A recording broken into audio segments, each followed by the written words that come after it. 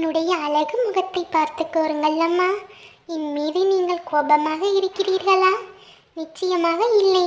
என் மீது நீங்கள் கொண்ட அளவில்லாத அன்பால் என் மீது செல்லமாக கோபப்படுகிறீர்கள். உங்களுடைய வேதனை எனக்கு புரியாமல் இல்லை அம்மா.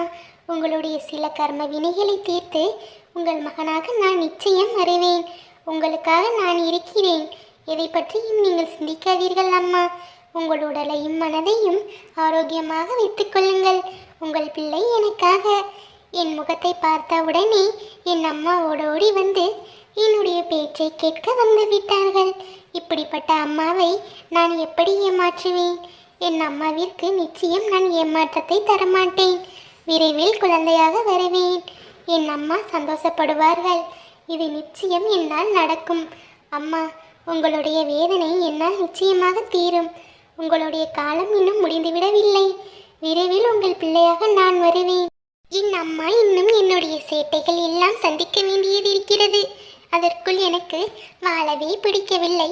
நான் எப்படி வாழ்வது என்றெல்லாம் என்னிடமே வந்து வேண்டலாமா அம்மா? நீங்கள் எனக்கு எவ்வளவு முக்கியம். என்னுடைய அம்மா அப்படியெல்லாம் வேண்டக்கூடாது.